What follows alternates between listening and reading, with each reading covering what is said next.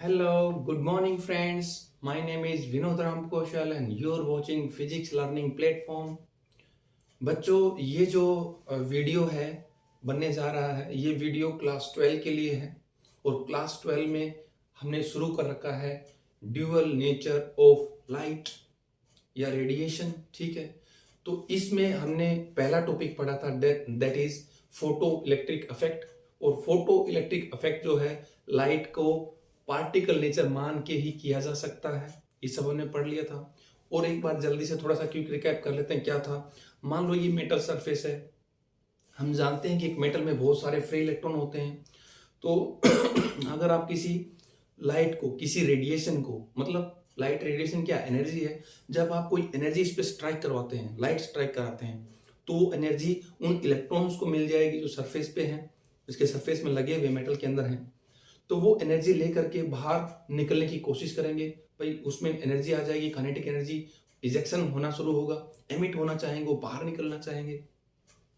तो इस तरीके से आपने जो एनर्जी दी, हमने कहा था हम एनर्जी को इलेक्ट्रॉन वोल्ट में पढ़ते हैं। यहाँ पर आपने जो एनर्जी इसमें दी वो एनर्जी यूज हो जाएगी इसको एमिट कराने में। और आपको पता है वर्क फंक्शन की डेफिनेशन में पढ़ी थी। वर्क फंक्शन क्या होता है कि एक पर्टिकुलर इलेक्ट्रॉन को कितनी एनर्जी रिक्वायर्ड है बाहर निकलने के लिए। ठीक है, अब मान लो किसी इलेक्ट्रॉन का वर्क फंक्शन 2 इलेक्ट्रॉन वोल्ट है, मतलब 2 इलेक्ट्रॉन वोल्ट दो तो अपनी जगह से खिसक जाएगा।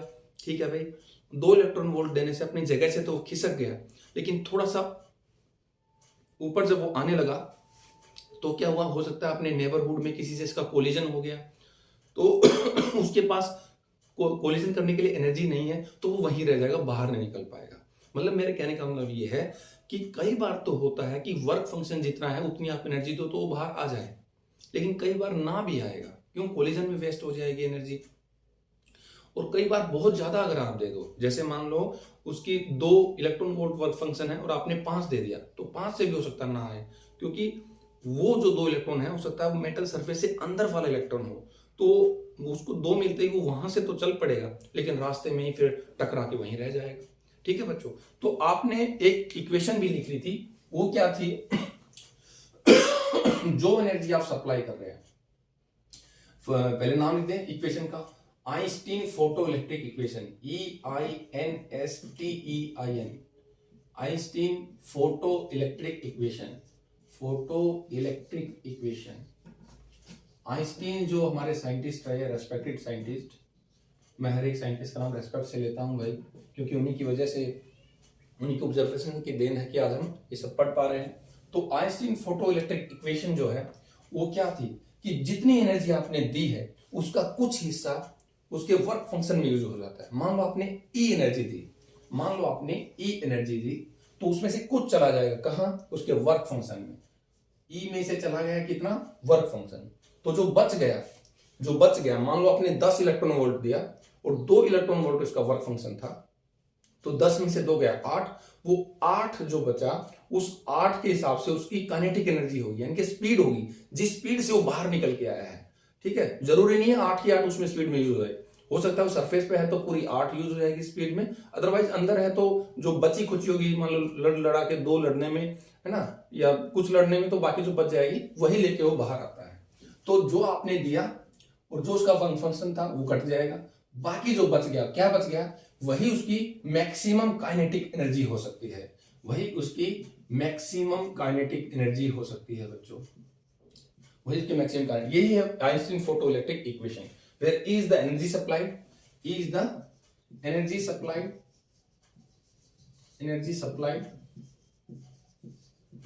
phi is the work function of electron, work function of electron, एक पर्टिकुलर इलेक्ट्रॉन को कितनी एनर्जी रिक्वायर है निकलने के लिए, वो वर्क फंक्शन है, और ये वही है जिस स्पीड से वो बाहर निकल के आएगा। ये क्या है, स्पीड ऑफ एमिटेड इलेक्ट्रॉन, जो इलेक्ट्रॉन बाहर निकला है उसकी स्पीड है ये। ठीक है बच्चों, तो ये आइंस्टीन फोटो इलेक्ट्रिक इक्वेशन है। अब ये बताया जाता है, आपको पता है कि एनर्जी का जो फॉर्मूला होता है, एनर्जी होता है बच्चों HF या H न्यू करके लिखते हैं। ठीक है, अब इसको ऐसे भी लिख सकते हैं इसको ऐसे लिखते हैं, energy is equal to H, frequency क्या है, फ्रीक्वेंसी आपको वेलोसिटी पता है ना, वेलोसिटी ऑफ लाइट, v बोलो c 3 into 10 की पावर 8 मीटर पर second, v is equal to F lambda होता है। यहां से आप f की वैल्यू निकाल लो, तो f क्या हो जाता है, f हो गया c बाई लेमडा। इस f को यहां डाल दो, ये जो f है, f की वैल्यू h के साथ डाल दो, क्या है f की वैल्यू, हमने क्या लिखा, c equal to F lambda, तो f की वैल्यू इक्वल टू आना चाहिए f is equal to c by lambda, तो यहाँ पे c बाई लेमडा डाल दो। तो एनर्जी को या तो आप ये बोल लो या फिर ये बोल लो, ठीक है। अब इसको यहां पुट करो, देखो तो kinetic energy of emitted electron, यानी कि maximum kinetic energy of emitted electron क्या होना चाहिए भाई, ई को क्या लिखें, या तो ये लिख लो, एक बार आप चलो ये लिख लो HF माइनस 5, आप चाहो तो इसको ये भी लिख सकते हो, maximum kinetic energy of HC by lambda minus 5। ये दोनों ही आइंस्टीन फोटो इलेक्ट्रिक इक्वेशन है बच्चों, ये दो फॉर्म है इसकी, ये है फ्रीक्वेंसी के टर्म में, ये है वेवलेंथ के टर्म में। तो आपको पता चला कि जो एनर्जी ऑफ रेडिएशन है, जो एनर्जी ऑफ रेडिएशन है वो क्या होती है, यानी कि उसकी फ्रीक्वेंसी या वेवलेंथ से रिलेटेड है। जितनी ज्यादा फ्रीक्वेंसी होती है, देखो फ्रीक्वेंसी उतनी ही ज्यादा एनर्जी होगी, या जितना कम वेवलेंथ है, क्योंकि वेवलेंथ डिनोमिनेटर में है ना, जितना कम वेवलेंथ होगा उतनी ज्यादा एनर्जी होगी। तो हम क्या चाहेंगे, ज्यादा एनर्जी की लाइट को, ज्यादा एनर्जी की रेडिएशन को स्ट्राइक कराना मेटल के सरफेस पर, ताकि ज्यादा से ज्यादा इलेक्ट्रॉन निकले। ये सब हम क्यों कर रहे हैं भाई, इलेक्ट्रॉन निकालेंगे किसी मेटल सरफेस से, इलेक्ट्रॉन चलेंगे मतलब करंट बनेगा, ये एनर्जी का ही फंक्शन है सारा, हम एनर्जी जो है बनाना चाहते हैं। तो बच्चों यहां से पता चल रहा है जितना ज्यादा फ्रीक्वेंसी उतनी ज्यादा एनर्जी। तो हम ये देखना चाहते हैं कि जब आप एनर्जी डाल रहे हैं रेडिएशन की, वो जो एनर्जी है उसमें, उस लाइट में, उस रेडिएशन में फ्रीक्वेंसी जितनी ज्यादा से ज्यादा रखोगे उतनी ज्यादा एनर्जी हो जाएगी। लेकिन हम एक क्रिटिकल, एक थ्रेशोल्ड फ्रीक्वेंसी जानना चाहते हैं कि कितनी कम से कम फ्रीक्वेंसी दें कि इलेक्ट्रॉन्स का एमिशन हो जाए, है ना। देखो ज्यादा से ज्यादा तो कितनी दे लो, जितनी ज्यादा फ्रीक्वेंसी दोगे लाइट की, रेडिएशन की, उतना ज्यादा एनर्जी होगा, उतने बढ़िया बढ़िया इलेक्ट्रॉन्स बाहर निकलेंगे।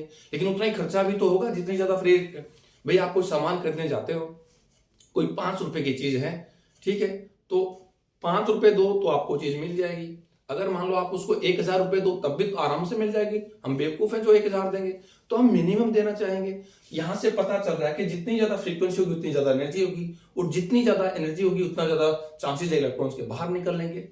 तो भाई फ्रीक्वेंसी ज्यादा तो कोई दिक्कत नहीं है, अब मिनिमम कितनी दें, मिनिमम पे आ गया। जैसे 5 रुपए की कोई चीज है तो कम से कम 5 ही उसको देने पड़ेंगे, तब जाके वो चीज मिलेगी, 4 दोगे तो नहीं मिलेगी। तो वही यहां पर आता है एक मिनिमम फ्रीक्वेंसी, इसको बोलते हैं थ्रेशोल्ड, TRESHOLD, थ्रेशोल्ड फ्रीक्वेंसी। मतलब कितनी कम से कम फ्रीक्वेंसी दें कि वो इलेक्ट्रॉन आपका बाहर रिजेक्ट आउट हो जाए। क्या लिखें इसको, the minimum energy, the minimum frequency, the minimum frequency, the minimum frequency of radiation, the minimum frequency of radiation for emission of electron from metal surface, from metal surface। एक metal surface से electron को emit कराने के लिए कितनी कम से कम frequency की radiation आप दो कि ऐसा हो जाएगा। ठीक है भाई, अब देखो आप जानते हो एनर्जी होता है HF, ठीक है बच्चों। अब फ्रीक्वेंसी निकाल चाह रहे हैं, तो सबसे पहले ये देखो कि जो आप एनर्जी दोगे, देखो एक मिनट रुको बच्चों, आप अगर एनर्जी दे रहे हो, ये क्या है, एनर्जी सप्लाइड, जो आपने एनर्जी दिया through the radiation to the metal surface, वो एनर्जी कम से कम वर्क फंक्शन के बराबर तो होनी ही चाहिए, उससे कम तो कोई चांस नहीं है। ठीक है, अगर आप वर्क फंक्शन के जितना दो तो क्या पता बाहर आ जाए, वैसे लग तो रहा कि शायद नहीं आएगा, क्योंकि जितनी आप मान लो 2 इलेक्ट्रॉन वोल्ट आपने 2 दिया तो 2 से बाहर तो आ जाएगा, लेकिन जैसे ही वो मेटल सरफेस से बाहर निकलेगा, मेटल पे पॉजिटिव आ जाएगा, मतलब पॉजिटिव गेन कर लेगा क्योंकि इलेक्ट्रॉन बाहर निकला है, तो पॉजिटिव उसको तुरंत वापस खींच लेता है। तो इतना तो ये मिनिमम है, वैसे कहने को बोलते हैं, पर इसे हल्की सी ज्यादा ही देनी पड़ती है। तो भाई ये जो एनर्जी है या तो ये हो या इससे ज्यादा ही होगी, greater than equal to work function की आपको एनर्जी देनी पड़ती है। अब क्योंकि आप थ्रेशोल्ड फ्रीक्वेंसी निकाल रहे हैं तो एनर्जी का फॉर्मूला होता है H F greater than equal to 5। ठीक हो गया। यहां से मैं इसमें 5 की जगह वैल्यू डालना चाहता हूं तो देखो बच्चों फ्रीक्वेंसी का क्या फॉर्मूला होगा, यहां से 5 बटा एच, फ्रीक्वेंसी हो गया 5 बटा एच, या फ्रीक्वेंसी जो है यहां पर या तो 5 बाई एच के बराबर होगी या इससे ज्यादा होगी। तो मिनिमम फ्रीक्वेंसी कितनी होगी, कम से कम इसके बराबर होनी चाहिए। तो यहां मैं लिख देता हूं एफ मिनिमम, वही तो हम निकाल रहे थ्रेशोल्ड फ्रीक्वेंसी, एफ मिनिमम जो है वो क्या होगी, उसको मैं एफ नोट अगर कह दूं, जो एफ मिनिमम है मान लो मैं उसको एफ नोट कह दूं, ठीक है, वो जो बैरियर है, एनर्जी बैरियर जो है, मिनिमम फ्रीक्वेंसी जो है उसको मैं एफ नोट बोल दूं, तो वो क्या हो जाएगा 5 बटा एच, कम से कम इतना तो होगा ही होगा। अब इसमें 5 की वैल्यू क्या होगी भाई, यहां से देखो 5 की वैल्यू क्या होगी, 5 आपका हो जाएगा एच एफ नोट, 5 हो गया एच एफ नोट। अब इस 5 को आप फोटो इलेक्ट्रिक इक्वेशन में पुट कर लो, इस 5 को जब आप यहां पुट करते हो तो ये क्या बन जाता है भाई, तो ये बन जाता है काइनेटिक एनर्जी मैक्स, यानी कि maximum kinetic energy of ejected electron या emitted electron is equal to H F minus 5, और 5 क्या आ गया H F nought, H F nought. ठीक है, तो ये आपके पास इक्वेशन आ गई। ये इंपॉर्टेंट नहीं है बच्चों, इंपॉर्टेंट यही है, इक्वेशन इंपॉर्टेंट है। यहां से आप एक प्लॉट कर सकते हो, एक ग्राफ बना सकते हो। क्या ग्राफ है भाई, ये देखो एक स्ट्रेट लाइन की इक्वेशन होती है y is equal to M X plus C. ठीक है, कई बार ये क्या होता है भाई, इंटरसेप्शन y पे जो इंटरसेप्ट होता है वो है c। ठीक है, अब यहां पर मुझे माइनस दिख रहा है तो मैं इस इक्वेशन को ऐसे भी तो लिख सकता हूं, एम एक्स प्लस में माइनस सी, मतलब इंटरसेप्ट माइनस में है। ठीक है, ये m क्या होता है स्लोप, ये क्या है y। अब देखो इसको अगर मैं y बोल दूं, मतलब y एक्सिस पर मैं काइनेटिक एनर्जी ले लूं, y एक्सिस पर अगर मैं काइनेटिक एनर्जी ले लूं बच्चों, यहां पर है काइनेटिक एनर्जी, और x एक्सिस में अगर मैं फ्रीक्वेंसी ले लूं, ठीक है, तो क्या हो जाएगा देखो y is equal to M X, ये तो x है, f एक्सिस पे हमने x एक्सिस पे हमने f लिया है तो ये m हो गया, ये क्या हो गया स्लोप हो गया, ये तो स्लोप हो गया। अगर स्ट्रेट लाइन की इक्वेशन से कंपैरिजन करें तो y is equal to M X plus C, यानी कि minus F H F nought. तो y इंटरसेप्ट तो ये होता है, मान लो ये इतना y इंटरसेप्ट हो गया, जिसको कि क्या बोले, ये सारा ही y इंटरसेप्ट है एच एफ नॉट। ठीक है, और एम एक्स यानी कि स्लोप है h, तो एक लाइन ऐसी खींचो जो यहां पे मिले और कोई इसका स्लोप हो, ये हो गया, ये लाइन है इसका ये स्लोप हो गया। स्लोप क्या होता है बच्चों, टेन थीटा। ठीक है, टेन थीटा ही स्लोप होता है, और वो यहां पर कितना है एम एक्स, यानी कि एम कितना एच, तो इसका स्लोप आ गया एच। ठीक है, और ये इसका वाई इंटरसेप्ट आ गया। ठीक है बच्चों, तो यहां से आपने ग्राफ ड्रॉ कर लिया। जैसे आपने थ्रेशोल्ड फ्रीक्वेंसी पढ़ा, ऐसे ही थ्रेशोल्ड वेवलेंथ भी होनी चाहिए, एक थ्रेशोल्ड वेवलेंथ भी होनी चाहिए। तो यहां तो स्पेस है नहीं, हमें कुछ साफ करना पड़ेगा। थ्रेशोल्ड वेवलेंथ के लिए जब तक सोचो क्या होगा, देखो वेवलेंथ अगर आप बढ़ाते हो तो एनर्जी कम हो जाती है, तो कोई चांस नहीं है। वेवलेंथ को तो आप घटाना ही चाहोगे ना, घटाते घटाते घटाते घटाते कितना ही कम वेवलेंथ है तो उतना फायदा हमारे लिए, उतनी ही ज्यादा स्पीड से इलेक्ट्रॉन बाहर आएगा। लेकिन कम से कम कितना ले भाई, उससे ज्यादा ले तो फिर हो ही नहीं पाएगा। तो एक जो क्रिटिकल है, क्रिटिकल वैल्यू जो है वेवलेंथ की, उसी को बोलते हैं थ्रेशोल्ड वेवलेंथ। तो थ्रेशोल्ड वेवलेंथ को मैं लिखूंगा बच्चों, उसके लिए इसको साफ कर देते हैं। आई थिंक आपने नोट कर लिया होगा। तो थ्रेशोल्ड वेवलेंथ, इसको सारा ही साफ कर देते हैं।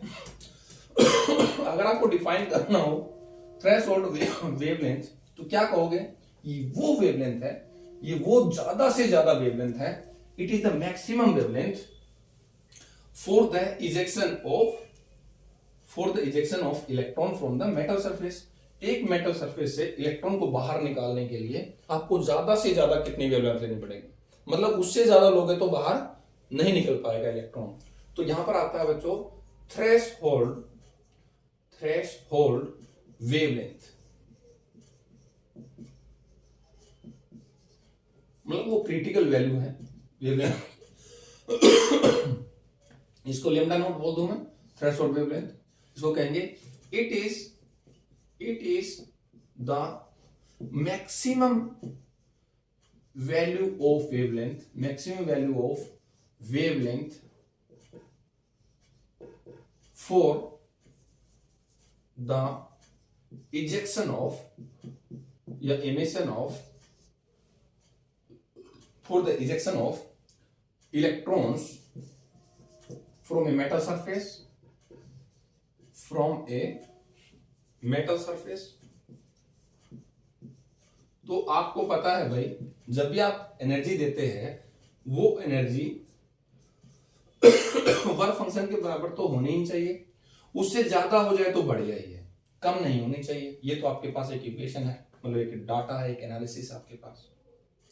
अब एनर्जी का फॉर्मूला यहाँ पर HF तो डालेंगे नहीं, क्योंकि फ्रीक्वेंसी तो निकालनी है, वेवलेंथ निकालनी है। तो एनर्जी का ऐसा फॉर्मूला जिसमें वेवलेंथ आता हो, hc/λ, hc/λ।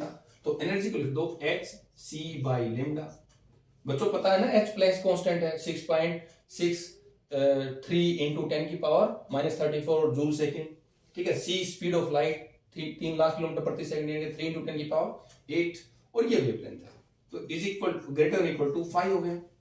आपको क्या करना है, यहां से वेवलेंथ निकालना है। तो अगर मैं वेवलेंथ को उधर ले जाऊं तो hc/5 को इधर आना पड़ेगा, वेवलेंथ को उधर ले गया।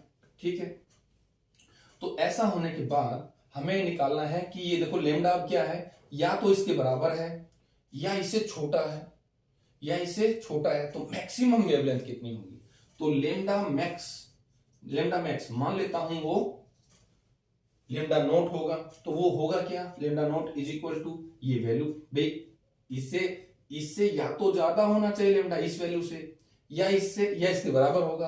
तो बराबर वाला ही उठा लेते हैं, lambda note equal to hc/5। ठीक है, अब मैं फाई की वैल्यू डालना चाहता हूं इसी इक्वेशन में, जैसे फ्रीक्वेंसी के लिए निकाला था। तो यहां पर फाई कितना हो जाएगा, यहां से फाई कितना हो जाएगा, phi is equal to, phi इधर आ गया, तो hc/λ नोट। इस फाई को डाल दो आप आइंस्टीन फोटोइलेक्ट्रिक इक्वेशन में। तो वो क्या थी, kinetic energy max is equal to E-5। तो kinetic energy max is equal to E क्या था बच्चों, hc/λ लिख लो अब की बार, माइनस फाई क्या है hc/λ नोट। तो यहां पर देखो फिर वैसा ही प्लॉट आ रहा है, देख रहा है। अगर मैं इसको y में ले लूं, y में, तो mx प्लस c, ये y इंटरसेप्ट नेगेटिव में आ रहा है, और mx, अगर x में मैं क्या लूं, फ्रीक्वेंसी या लेमडा वेवलेंथ लेना है, तो क्या लेंगे, देखो अगर मैं एक प्लॉट बनाऊं, किसमें, इस तरफ काइनेटिक एनर्जी ले लें, और इस तरफ हम क्या लें भाई, ये स्लोप बन जाए, तो 1/λ ले लूं इस तरफ। अगर मैं इस तरफ 1/λ लूं तो क्या हो जाता है, देखो hc इंटू 1/λ हुआ ही, तो hc के साथ में 1/λ मल्टीप्लाई हो रहा है। x में मैंने 1/λ की वैल्यू ली, y में मैंने काइनेटिक एनर्जी ली, तो क्या देखो y is equal to mx, ये तो x है 1/λ, ये m हो गया। इसका मतलब अगर कोई इसका प्लॉट करोगे तो ऐसे लाइन आएगी, उसका कुछ y इंटरसेप्ट होगा जो नेगेटिव में है। ये वैल्यू कितनी आ गई, hc/λ नोट। और ये जो है एंगल, जिसको tan थीटा कहते हैं, जिसको आप स्लोप कहते हो, वो क्या आ गया, hc, देखो mx, ये तो x है, ये चीज तो x है, ये स्लोप हुआ ना hc, तो hc इसका स्लोप हो गया। ठीक है बच्चों, तो आपने थ्रेशोल्ड फ्रीक्वेंसी और थ्रेशोल्ड वेवलेंथ जान लिया, उनके प्लॉट भी देख लिए।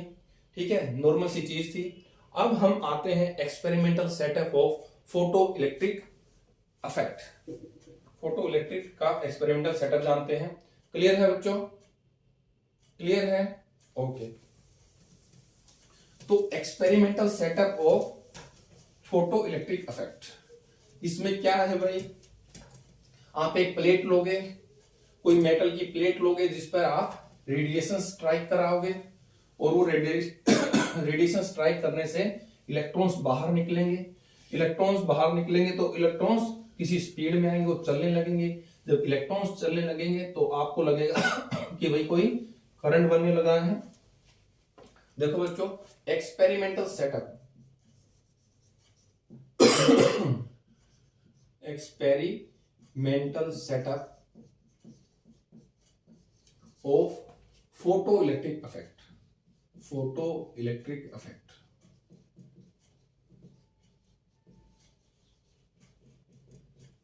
इसमें क्या है भाई, देखो एक ग्लास की ट्यूब होती है, थोड़ी बड़ी बना दी क्या मैंने, थोड़ा छोटा कर लेते हैं। ये लो भाई, इवैक्यूएटेड ग्लास ट्यूब, मतलब वैक्यूम चैम्बर है, इवैक्यूएटेड ग्लास ट्यूब। उसमें यहां पर आपने कोई जगह छोड़ी रेडिएशन आने के लिए, और जगह क्या छोड़ी है एक्चुअल में, इस तरीके से ये पूरा कवर है। यहाँ पर आपने, ये क्वार्ट्स की या ग्लास की ट्यूब है बच्चों, तो ये यहाँ से कोई रेडिएशन, कोई सोर्स आपने लगाया, ये कोई सोर्स है, एनर्जी का सोर्स, जहां से कोई मोनोक्रोमेटिक लाइट आ रही है ना, मोनोक्रोमेटिक, एक सिंगल कलर की, एक सिंगल वेवलेंथ की लाइट आ रही है यहाँ से। और कहाँ आएगी वो, यहाँ पर एक प्लेट ले लिया आपने, मेटल की प्लेट, जिसको हम सी प्लेट बोलेंगे। यहां से कोई रेडिएशन आ रही है, ऐसे लगातार कई सारी वेवलेंथ आ रही है, यहाँ पे स्ट्राइक करेंगी तो क्या होगा, ज्यादा एनर्जी की लाइट आ रही है, इलेक्ट्रॉन बाहर निकलेंगे, इलेक्ट्रॉन निकले बाहर ऐसे, या इलेक्ट्रॉन की क्राउडिंग हो जाएगी। एक्चुअल में है क्या बच्चों, एक प्लेट हम यहां लेते हैं, जिसको हमने कैथोड बोला, जिसको हमने कैथोड बोला, इस प्लेट का नाम हमने सी भी बोल दिया, सी। और भाई इसको हमने बोल दिया एमीटर, एमीटर मतलब इसमें से इलेक्ट्रॉन एमिट हो रहे हैं, बाहर हो रहे हैं, ठीक है। एक प्लेट हमने यहां लिया। यहां पर क्यों लिया भाई, इसको हम पॉजिटिव पोटेंशियल पे रखेंगे विद रिस्पेक्ट टू सी। इस प्लेट को हमने ए बोल दिया, एनोड, यानी कि इसको ए नाम दे दिया, इस प्लेट को मैं ए बोलूंगा, इसको सी बोलूंगा। इसको हमने पॉजिटिव पोटेंशियल दे दिया। एक्चुअल में हमने इसको ऐसे सेटअप कर दिया बैटरी से जोड़ के, और न केवल बैटरी से जोड़ा, बल्कि हमने यहां पर कई सारे एलिमेंट किए। क्या, एक कम्यूटेटर लगा दिया। कम्यूटेटर का मतलब क्या है, इसकी पोलैरिटी को कभी रिवर्स कर देगा, पॉजिटिव नेगेटिव चेंज हो जाएगा, जैसे अभी यहां पॉजिटिव है, फिर नेगेटिव भी हो जाएगा, या नेगेटिव या पॉजिटिव। एक कम्यूटेटर लगाया इसके साथ में, एक रियोस्टेट लगाया, वोल्ट मीटर लगाया और एमीटर लगाया। देखो वोल्ट मीटर आप पैरेलल में लगाते हो, मान लो मैं यहाँ रियोस्टेट लगा रहा हूं, ठीक है, एक रियोस्टेट लगा दिया, यहीं पर मैंने एक कम्यूटेटर भी लगा दिया। कम्यूटेटर किताब में काफी कॉम्प्लेक्स डायग्राम है, आप ग्लोब भी करके लिख सकते हो, ऐसे कोई दिक्कत नहीं है। ये रियोस्टेट हो गया, रियोस्टेट, ठीक है, ये कम्यूटेटर हो गया। यहीं पर आपने कहीं वोल्ट मीटर भी लगा दिया, वोल्टेज को जो बताए, और यहां पर कहीं आपने एमीटर लगा दिया सीरीज में, जो करंट को बताएगा भी कितना करंट बन गया। भाई जब इलेक्ट्रॉन चलेंगे तो करंट बनेगा, ठीक है बच्चों, इस तरीके का अरेंजमेंट आपने कर रखा है। तो जब देखो हमने क्या किया है, इसको पहले पॉजिटिव से जोड़ा है, यानी कि ऐसे बनाया शुरू में हमने, negative positive, negative positive, negative, इसको मैं लगा देता हूं positive, positive negative, positive negative, इस तरीके से मान ये होता है। ये पॉजिटिव अगर है बच्चों, ठीक है, तो ये भी पॉजिटिव शुरुआत में हमने ले लिया। भाई पॉजिटिव लेंगे ये एनोड पे, तो क्या होगा, तभी तो ये इलेक्ट्रॉन इधर अट्रैक्ट होंगे, नहीं तो अगर क्या हो, अगर ये ना होता तो क्या होता, यहां से जब आप रेडिएशन स्ट्राइक करा रहे हो, ये फोटो सेंसिटिव प्लेट है बच्चों, ये क्या है, मेटल की फोटो सेंसिटिव प्लेट है, photo sensitive plate, photo sensitive plate मतलब एक ऐसी मेटल की प्लेट है जिसपे आप रेडिएशन डालते हो तो इलेक्ट्रॉन्स जो है निकलते हैं। रेडिएशन डाल रहे हो मतलब फोटॉन्स डाल रहे हो बच्चों, यहाँ पे क्या है, ये फोटॉन्स आ रहे हैं, फोटॉन्स, ये तो माना था आपने, ये फोटॉन्स आ रहे हैं इस रेडिएशन में से। जब फोटॉन्स इस पर टकरा रहे हैं मेटल के सरफेस पे, तो जो इलेक्ट्रॉन आ रहे हैं, इन इलेक्ट्रॉन्स को क्या कहते हैं, फोटो इलेक्ट्रॉन्स, फोटो इलेक्ट्रॉन्स। लेकिन ये फोटो इलेक्ट्रॉन्स इतने ज्यादा हो गए यहाँ पर कि एक दूसरे को रिपेल करने लगे, है ना, तो उसके लिए आपने यहाँ पर एक पॉजिटिव लगा दिया। जैसे आप मैग्नेट से किसी लोहे को खींचते हो, तो यहाँ पे पॉजिटिव लगा दिया, तो इन इलेक्ट्रॉन्स को खींचेगा, तो इलेक्ट्रॉन्स इस तरफ फ्लो करेंगे, ये इलेक्ट्रॉन्स इस तरफ फ्लो करेंगे पॉजिटिव की तरफ। और जब इलेक्ट्रॉन फ्लो करेंगे तो आपने बैटरी से जोड़ रखा, वो इलेक्ट्रॉन यहाँ से आते हैं, ये पूरा एक सर्किट बन गया, क्लोज सर्किट बन गया, उसमें जो है इलेक्ट्रॉन फ्लो कर रहे हैं ऐसे, तो करंट उल्टी डायरेक्शन में बन गया, बस वही चाहिए था हमें। तो यहां पर क्या हो गया बच्चों, इलेक्ट्रॉन के फ्लो करने से एक फोटो करंट बन गया, photo current, photo current. Photo current क्यों बना,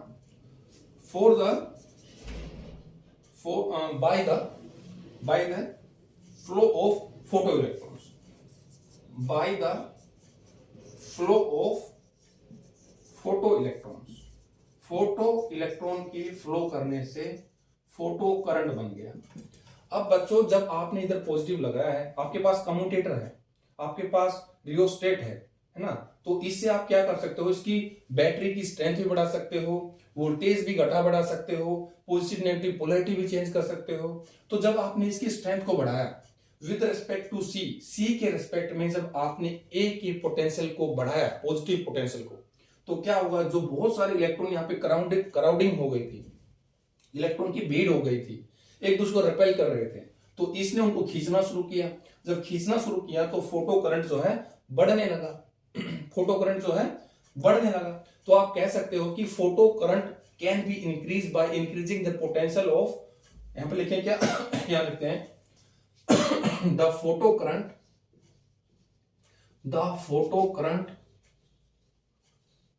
can be increased by increasing the positive potential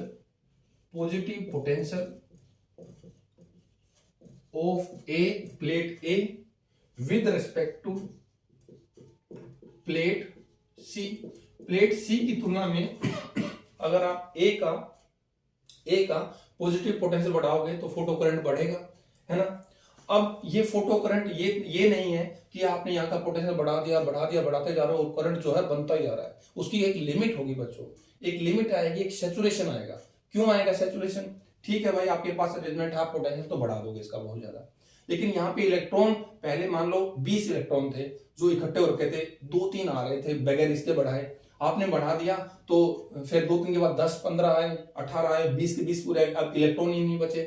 electron यहाँ पे इलेक्ट्रॉन होंगे तभी तो पोटेंशियल बढ़ाने से करंट बढ़ेगा।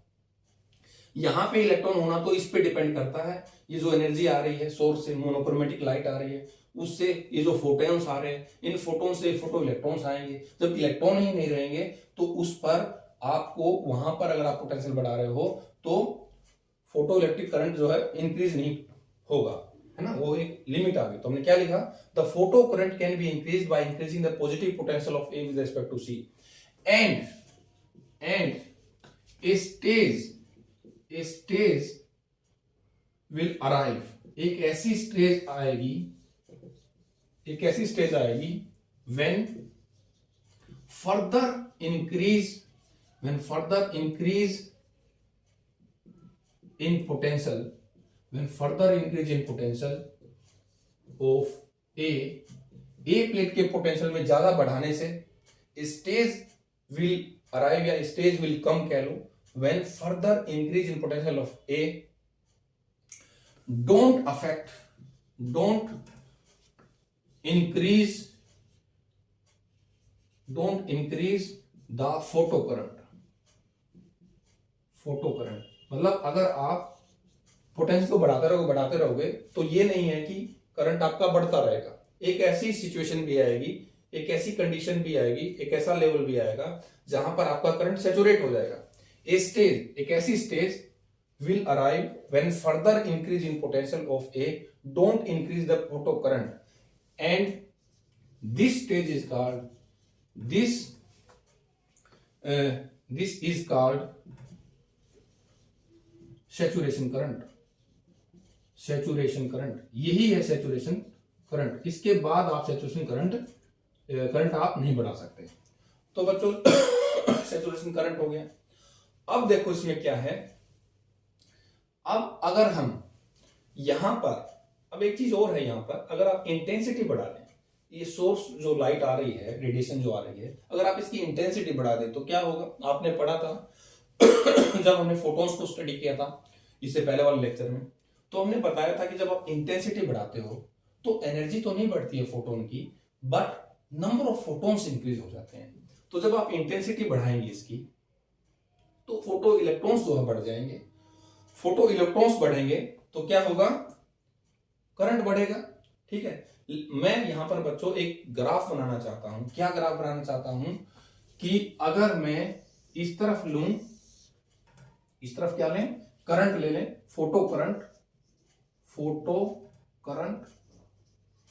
और इस तरफ ले लूं मैं फोटो करंट ले लिया, और इस तरफ इंटेंसिटी ले लेते हैं, intensity of radiation, intensity of radiation या लाइट। तो जैसे जैसे आप इंटेंसिटी बढ़ाते हो करंट तो बढ़ता ही है। देखो इंटेंसिटी जितना बढ़ाओगे तो करंट क्यों बढ़ेगा, क्योंकि फोटो इलेक्ट्रॉन्स बढ़ रहे हैं, फोटो इलेक्ट्रॉन बढ़ेंगे तो करंट भी बढ़ेगा।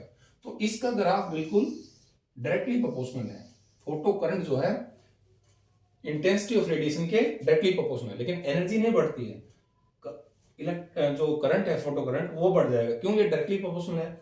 फोटो करंट क्यों बढ़ जाएगा भाई, क्योंकि नंबर ऑफ फोटो इलेक्ट्रॉन्स ज्यादा है, जितने ज्यादा इलेक्ट्रॉन्स हैं उतना ज्यादा करंट बढ़ जाएगा। अब इसके बाद आता है स्टॉपिंग पोटेंशियल, मतलब अगर आप यहां पर नेगेटिव पोटेंशियल लगा दें तो क्या होगा। अगर यहां नेगेटिव पोटेंशियल लगाते हैं बच्चों तो क्या होगा, देखो तो जो है ये इलेक्ट्रॉन्स यहां से आ रहे हैं, वो इलेक्ट्रॉन्स ये रिपेल होंगे इससे। पहले तो इसको खींच रहा था, अब ये रिपेल होंगे इससे। रिपेल होंगे तो उस तरफ जाएंगे नहीं तो करंट जो है कम हो जाएगा, और एक ऐसा टाइम आएगा करंट जीरो हो जाएगा। तो वो पोटेंशियल जहां पर फोटो करंट जीरो हो जाए उसे कहते हैं स्टॉपिंग पोटेंशियल या कट ऑफ पोटेंशियल या वोल्टेज भी बोलते हैं, है ना। तो अब बारी आती है बच्चों, मैं इस थ्योरी को साफ कर दूं, थोड़ा सा इस थ्योरी को साफ कर देते हैं। अब हम पढ़ेंगे स्टॉपिंग पोटेंशियल। अगर आप ए प्लेट पे, एनोड पे नेगेटिव पोटेंशियल लगा दें विद रिस्पेक्ट टू प्लेट सी तो क्या होगा। मैं डेफिनेशन डाल ही दूं, स्टॉपिंग पोटेंशियल या इसका दूसरा नाम भी है कट ऑफ वोल्टेज या cut off potential, cut off voltage. ये क्या है कि अगर आप ए प्लेट को नेगेटिव पोटेंशियल पे बना दें तो बनाते बनाते, जैसे मान लो आपने बनाना शुरू ही किया है, तो कुछ इलेक्ट्रॉन तो आने बंद हो जाएंगे, लेकिन कुछ ऐसे इलेक्ट्रॉन जो बहुत ज्यादा एनर्जेटिक हैं, जिसके अंदर ज्यादा एनर्जी है, ठीक है, जिसका वर्क फंक्शन कम था, जो ज्यादा एनर्जी लेके आया है, हाई एनर्जी इलेक्ट्रॉन ही यहां तक पहुंच पाएंगे। लेकिन आपने और ज्यादा नेगेटिव पोटेंशियल कर दिया तो क्या होगा कि भाई कुछ ही इलेक्ट्रॉन पहुंच पाएंगे। अब और ज्यादा कर दिया तो कोई नहीं पहुंच पाएगा। तो कट ऑफ पोटेंशियल क्या लिखेंगे, इट इज द, देखो बच्चों अगर आप पोटेंशियल नेगेटिव यहां पे बढ़ाते जाएंगे, मैं अगर यहां पे नेगेटिव लगा दूं, अब की बार कम्यूटेटर है हमारे पास, इसको पॉजिटिव नेगेटिव कर सकते हैं। मान लिया हमने इसको नेगेटिव कर दिया विद रिस्पेक्ट टू प्लेट सी, तो क्या होगा, नेगेटिव में अगर आप इसकी वैल्यू को बढ़ाते जाएं तो जाहिर सी बात है बहुत ज्यादा बढ़ा दोगे तो बिल्कुल नहीं आएगा। लेकिन हम चाह रहे हैं कि वो कम से कम पोटेंशियल नेगेटिव कितना है जहां पर कि फोटो करंट जीरो हो गया था। तो इसमें कट ऑफ वोल्टेज वही है, it is the minimum value of negative potential,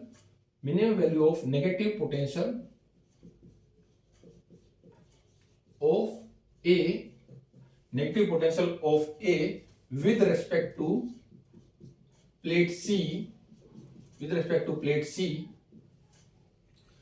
where या for कह लो, for photo current reduces to zero,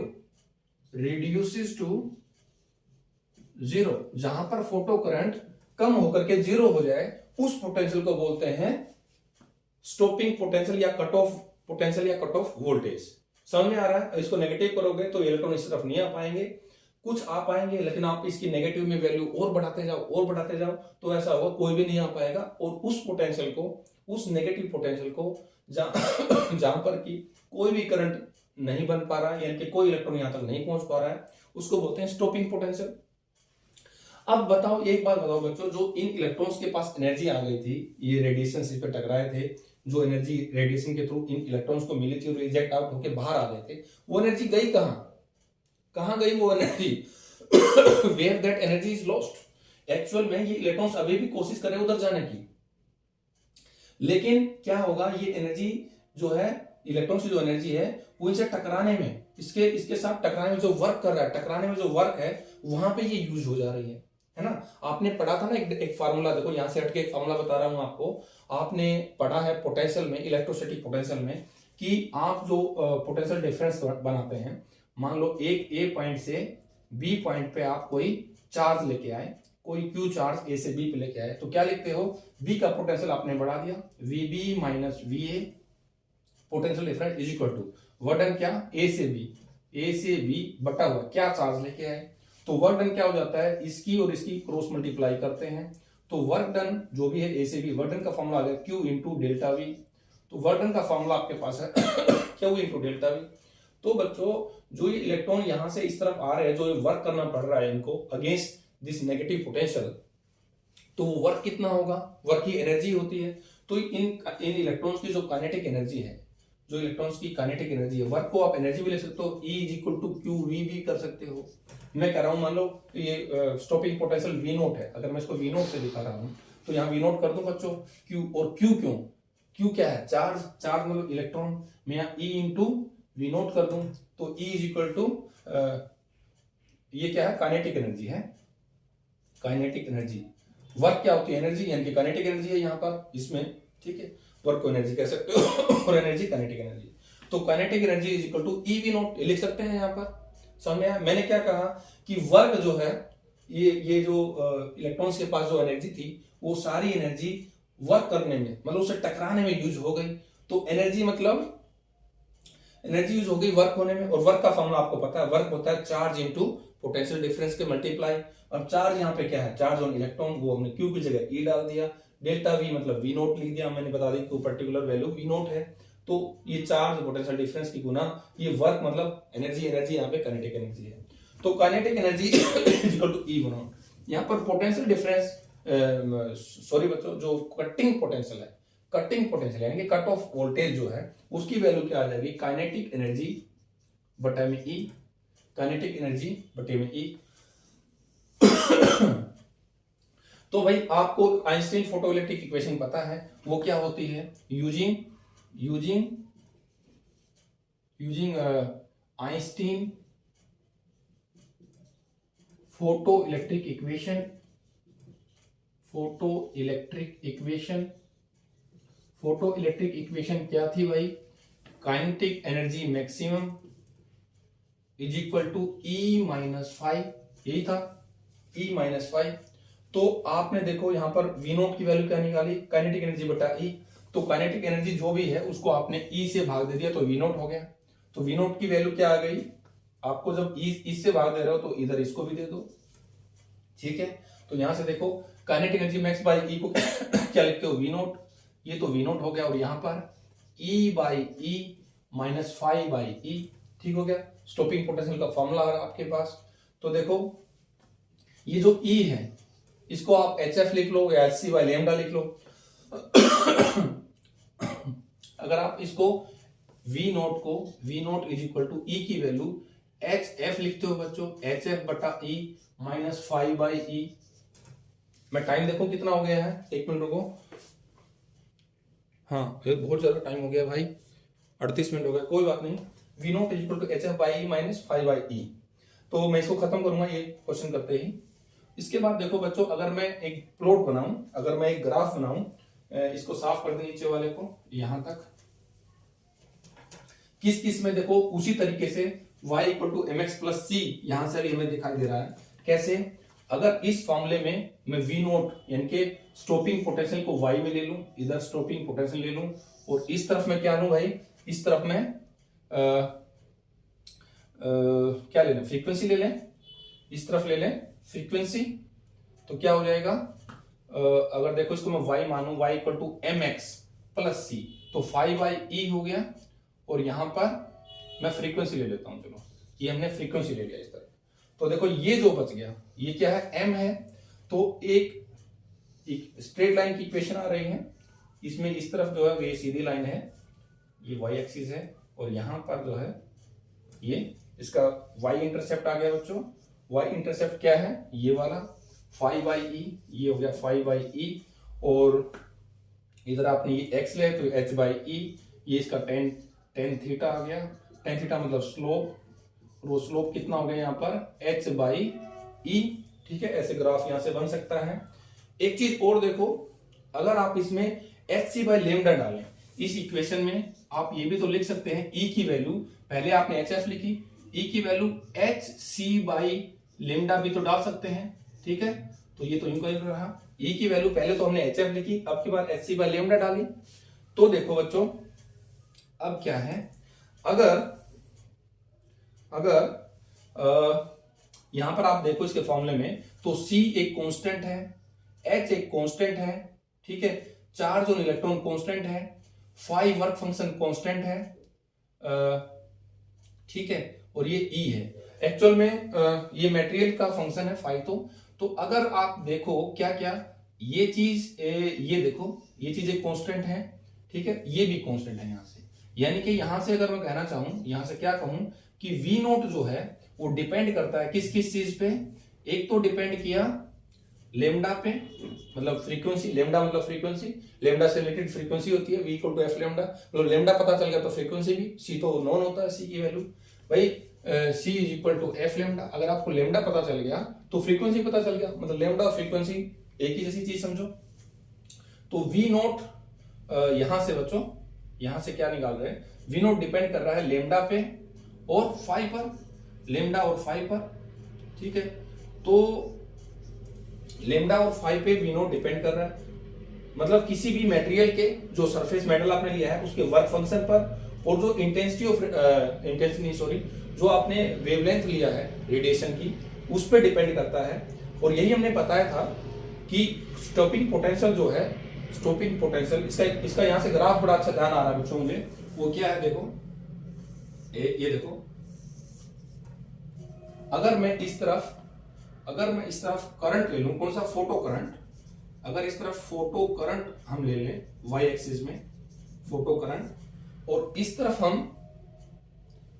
हम क्या लें, वो पोटेंशियल ले लें, पोटेंशियल, ठीक है भाई। तो यहां तो पॉजिटिव पोटेंशियल है, यहां पर रिटार्डिंग पोटेंशियल मतलब नेगेटिव पोटेंशियल।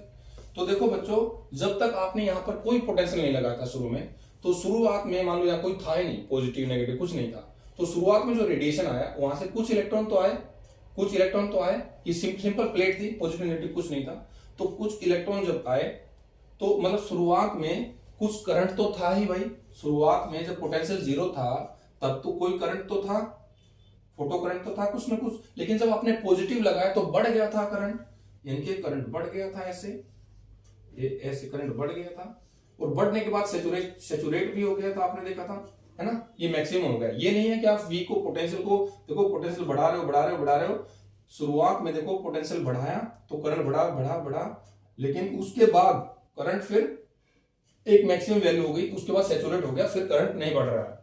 लेकिन फिर आपने क्या, नेगेटिव लगा दिया, तो नेगेटिव लगाने से क्या हुआ, वो करंट आपका, नेगेटिव लगाने से करंट जो है कम हो गया, कहां इलेक्ट्रॉन जा पाए, नहीं जा पाए, इलेक्ट्रॉन पहले कम हुए और फिर जाकर के बिल्कुल कम हो गए। मान लो यहां पर ये वो V नोट है नेगेटिव में, देखो ये जीरो, इधर प्लस पोटेंशियल है, इस तरफ नेगेटिव पोटेंशियल है ना। तो यहां पर ये देखो बच्चों, इस तरीके से ये वो है स्टॉपिंग पोटेंशियल या कट ऑफ पोटेंशियल, है ना। तो ये ग्राफ है बच्चों, stopping potential versus photo current. आपने देखा शुरुआत में जब पोटेंशियल जीरो था तब भी कोई करंट की वैल्यू थी, जैसे जैसे आपने पोटेंशियल बढ़ाया तो करंट बढ़ता गया, लेकिन ये नहीं है कि पोटेंशियल बढ़ाते जाओगे और करंट बढ़ता जाएगा, नहीं, फिर करंट सैचुरेट हो गया, लेकिन फिर आपने क्या किया, नेगेटिव करना शुरू किया नेगेटिव लगाया तो क्या है, करंट कम होना शुरू हुआ, देखो कम करंट की वैल्यू कम हो रही है, देखो ऊपर की तरफ करंट है लेकिन नीचे जा रहा है कम, और यहां पर जो है बिल्कुल जीरो हो गया, तो इसको बोलते हैं स्टॉपिंग पोटेंशियल। तो बच्चों अपना लेक्चर काफी बड़ा हो गया मुझे लगता है, यहाँ पर हम इसको अभी रोकते हैं यहाँ पर, ठीक है, अपना इतना सब हो गया है। तो इसके बाद अभी ये चैप्टर खत्म नहीं हुआ है, ये टॉपिक ही खत्म नहीं हुआ है, इस पे कुछ क्वेश्चंस और अभी थोड़ा सा और एनालिसिस इसमें रहता है। तो ठीक है बच्चों, आप इसको रिवाइज करें और अपना काम करते रहें। Okay, till then bye bye.